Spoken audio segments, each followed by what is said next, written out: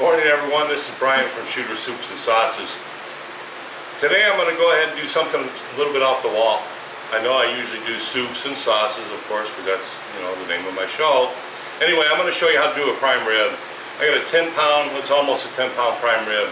We're going to put it in the oven at 475 for the first 15 minutes, and then we're going to reduce the heat down to 350. We're going to let it cook for about an hour and a half. What I'm going to do is go ahead and show you how to prepare the prime rib before you put it in the oven. And what I like to do is a couple hours before, I score the top of the prime rib, put the herbs and stuff on it, let it sit and get to almost a room temperature. Then throw it in the oven and let it finish. So what we're going to do is just lightly score the top of it. Just start here, just sort of like a ham. You're going to put like the little diamonds. The reason for this is so you can get the seasonings into the meat. Of course, the fat contains a lot of the good flavor, but you want to go ahead and season that flavor up so that way it's good through the whole meat. And we're going to press all the herbs and seasonings into the meat, all around the meat. And by the way, this is a 109. What we call it is a bone-in prime rib. And of course, after, you can cut the rib out, which is pretty easy. I'll come back and show you later after it's cooked what it exactly looks like. Now we scored it, we're going to go ahead and add some black pepper. And you say, that's a lot of black pepper. Nah, I'm going to push this all around everywhere. You see how it's coming up a little bit? Just take this and put it down here underneath the flavor. Push that all around the meat everywhere. A little bit extra. You want to get that flavor all over it.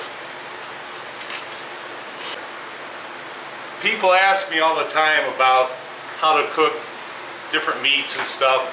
I figured I'd show you so that way you knew. Anyway, you take your seasoning, you can put it in a bowl like this. That way you're not continuously holding the containers. And press it into the meat really good. Even if you're going to smoke it, do the same thing. It's like my kids always ask me, hey, Dad, what do you use when you're going to do a prime rib, or you're going to do a pork roast, or whatever it is you're going to do?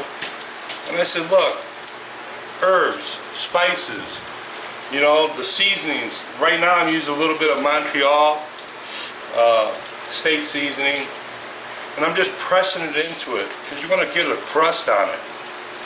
And then, like I said, let it sit out for a little while, room temperature. That way when it hits the oven, it'll actually cook the way you want it to. And so you get a nice, all these herbs aren't going to hurt this. You got your herbs, your seasonings. I have kosher salt, a little bit of Montreal, just some garlic, not garlic salt because you want too much salt, but just some garlic granulated, and a little bit of thyme mixed in there. And just press it all around, just like that. This way, when you go to serve it, you actually have seasoning all through the meat pretty much. But it makes it nice. Gives it a good crust. Like I said, put it in the oven at the beginning about 475, about 15 minutes, and then kick the heat down to 350. Let it go for an hour and a half. Should be about rare to medium rare. Just check it with the thermometer, and as I do it, I'll come back, I'll show you what it looks like, and then we'll go ahead and plate it up.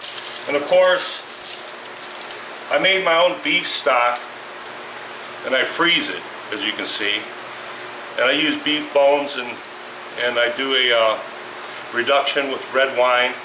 We're going to use that, some of this for the au jus, and then like I told you before, I took the garlic that was going to go bad, I didn't want it to go bad, chopped it up, roasted it off, and I froze it. So that way I can use it for times like this. You can take and cut it off really easy, and use what you need for whatever amount. Alright, well thank you. I'll see you in a little bit. I also just wanted to go ahead and show you real quick, because I know you really can't see in a bag, But this is that beef stock that I made, and of course the garlic that I roasted and put in with a little bit of olive oil. That way you can go ahead, like I said, you can freeze it because this is frozen. We'll let it thaw out and we'll make the au jus out of this. But this is made out of beef bones, and like I said, the mirepoix and some red wine. So you have carrot, celery, onion, tomato paste, red wine, let it reduce down. I'll do a video on that sometime, and that way you can see exactly how to make it. A lot of people just don't know. But I figured I'd show you that. Thanks. Look at that. We're about halfway through. Look how good that roast looks. Almost done. Ready to go. Beautiful. Got a nice crust to it. Alright, I'm back, and we're going to go ahead and finish off this sauce. I went ahead and made au jus with the stock I showed you from earlier. We're going to add the cornstarch to it and thicken it up a little bit. And then I'm going to show you how to cut this meat really fast. Add your cornstarch in slow.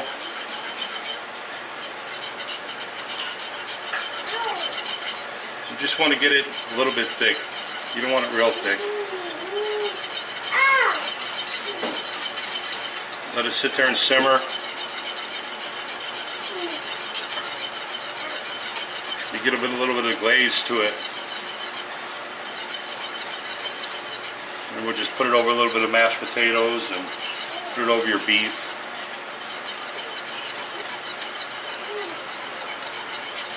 As you can see, it's getting that glaze. And we're going to add a little bit of touch of butter to it, like always. Like I said, it puts that little bit of shine in there. Drop that little bit of butter in there. And it'll put that shine on that. Alright, while that's simmering, we're going to go ahead and I'm going to show you how to bone out this roast. Just take it from behind and follow the bone down. When you follow the bone, grab out of the bone, come down, push down towards the bone, and then it'll come out just like that. Okay? Alright, like always, I have the finished product for you. So I'll go ahead and show you the meat. We went ahead and cut that up for you. Like I showed you how to take the bone out. What you do is cook for about 2 hours on the 350, like I said. Start off at 475 for 15 minutes. Drop it down to 350, let it cook for another 2 hours. This is the product you get. You're about a medium rare. And then I went ahead and made the au jus for you. Here's your finished plate. Well, like always, it's been a pleasure. Don't forget to leave a big thumbs up, and you have a great day. Thanks. Brian from Shooter Soups and Sauces. Here you go.